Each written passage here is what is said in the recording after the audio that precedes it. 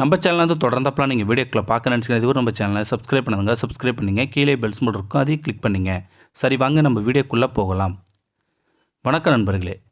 தினமும் அலுவலகம் செல்லும் வழியில் ஒரு பெரியவர் வெயிலிலும் மழையிலும் பொம்மைகளை விற்று கொண்டிருப்பதை நான் பார்த்திருக்கிறேன். நேற்று மாலை குழந்தைக்கு ஒரு பொம்மை வாங்கலாம் என்று அவரிடம் சென்றேன். ஒரு வெள்ளை நிற பூனை பொம்மை கொடுங்கய்யா என்றேன் நான். அவர் 80 ரூபாய் என்றார். பணக்கார கடைகளில்தான் பேரம் பேசாமல் ஏழைகளிடம் தானே நாம் பேரம் பேசுவோம். அதுதானே சராசரி மனிதரின் இயல்பு. அதனால் நான் என்னங்கய்யா, ஒரு குழந்தை பொம்மை 80 ரூபாய் என்றீங்க, 70 ரூபாய் கொடுங்க என்றேன் நான். அவர் என் கண்களை உற்று பார்த்து, இதை குழந்தைகளுக்கா வாங்குறீங்க என்றார் அந்த வயதான முதியவர். நான் ஆமாம் என்றேன். அவர் கொஞ்சம் மெதுவான குரலில், சரி 70 ரூபாய்க்காக கொடுங்க என்றார் அந்த வயதான முதியவர். அவர் கண்கள் லேசாக கலங்கியதை நான் கவனித்து விட்டேன். அது என் மனதை என்னவோ செய்தது. ஏன்யா, என்னாச்சு அழுறீங்க என்று கேட்டேன் நான்.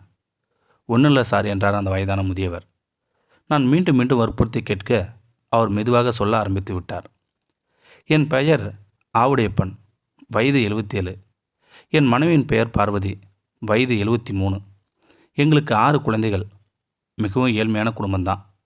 மிகவும் கஷ்டமான சூழ்நிலை தான் பிள்ளைகளை வளர்த்தோம். பல நாட்கள் நானும் என் மனைவியும் சாப்பிடுறது கூட இல்லை. இருப்பதை பிள்ளைகளுக்கு கொடுத்துடுவோம். பல நாள் பட்னி கூட இருந்திருக்கோம். ஒரு நாள் கூட என் மனைவி இதற்காக என்கிட்ட சண்டை கூட போட்டதில்லை. பிள்ளைகளை எல்லாம் திருமணம் செஞ்சு முடித்து அவரவர்களை தனி குடும்பமாக சென்று விட்டனர். எங்களுக்கோ தடுமாறும் வயது. அதனால் பெற்ற மகன்கள் வீட்டில் போய் இருக்கலாம் என்ற எண்ணத்தில் மூத்த மகனிடம் விபரத்தை சொன்னேன் நான். அதற்கு அவன் சொன்னான், என்னால் இருவரையும் கூட்டிக் கொண்டு போய் வைத்து பராமரிக்க முடியாது, யாராவது ஒருவர் வரலாம் என்றான் என் மூத்த மகன். அப்படி நான் மூத்த மகன் வீட்டிற்கும் மனைவி வேறு ஒரு மகன் வீட்டிற்கும் சென்றோம். வேறு வழியின்றி 47 வருடங்கள் ஒன்றாக வாழ்ந்த மனைவி பிரிந்து தனிமையில் இருப்பது பிடிக்காமல் பல நாட்கள் அழுதிருக்கிறேன். மனைவின் நினைவுகள் மனதில் போராட இறுதியில் என் மனைவி இருக்கும் மகன் வீட்டிற்கு சென்று விட்டேன் நான். என் மனைவியிடம் சொன்னேன், நாம் இருவரும் ஒன்றாக வேறு எங்கேயாவது போய்விடலாமா என்று நான் கேட்டுவிட்டேன். என் மனைவியும் அழுது கொண்டே சம்மதித்தாள். மகன்கள் வீட்டிலிருந்து நாங்கள் வெளியே வந்து 1 வருடம் ஆகிறது. பிழைப்புக்காக நான் குழந்தைகளின் பொம்மைகளை நடந்து சென்று விற்கிறேன்.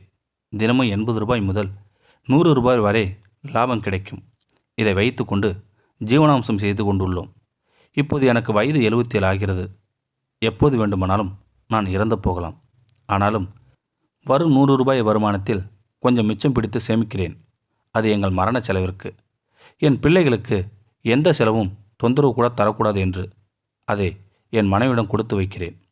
ஒரு நாள் இந்த பணம் எதற்கு சேமிக்கிறார்கள் என்று என் மனைவி கேட்டாள். நம் மரண செலவிற்கு என்றேன். என் மனைவி சத்தமாக அழுதுவிட்டாள். இப்போது என் மனைவி பிரார்த்தனை, என் கணவர் மரணிக்கும் அதே நேரத்தில் எனக்கும் மரணத்தை கொடுத்து விடு கடவுளே என்றுதான். என் பிரார்த்தனை கூட அதுவேதான் என்று அவர் சொல்லவும், இதை கேட்டுக்கொண்டிருந்த நான் மனதால் நொறுங்கி போய்விட்டேன் நான். நீங்கள் இங்கே இருப்பது உங்கள் பிள்ளைகளுக்கு தெரியுமா என்றேன் நான். அவர்களுக்கு தெரியாது என்றார் அந்த வயதான முதியவர். எனக்கு மனம் கனத்து போனது. சாதாரண மக்களிடம்தான் எத்தனை எத்தனை வழிகள் மனதில் புதைந்திருக்கின்றன. சின்ன சின்ன வியாபாரிகளிடம் பழைக்காரர்களிடம் பேரம் பேசாமல் அவர்கள் வாழ்வாதாரத்துக்கு நம்மால் முடிந்த அளவு உதவி செய்ய வேண்டும் என்ற படிப்பினை நாம் இந்த முதியவரிடம் உரையாடிதான் தெரிந்து கொண்டேன். தயவு செய்து சகோதர சகோதரிகளே, இந்த பாவத்தை செய்யாதீர்கள். எந்த ஜென்மத்திலும் இதற்கு விமோச்சனமோ பரிகாரமோ பாவ மன்னிப்போ கிடையாது. இந்த வீடியோ உங்களுக்கு பிடிச்சிருந்தா கமெண்ட் பாக்ஸில் கமெண்ட் பண்ணுங்கள். கூட உங்கள் ஃப்ரெண்ட்ஸுக்கு ஷேர் பண்ணுங்கள். இதுவரை நம்ம சேனலை சப்ஸ்கிரைப் பண்ணுங்கள். சப்ஸ்கிரைப் பண்ணிங்க. கீழே பெல் சிம்பல் இருக்கும், அதையும் கிளிக் பண்ணிங்க. தேங்க்யூ ஃபார் வாட்சிங்.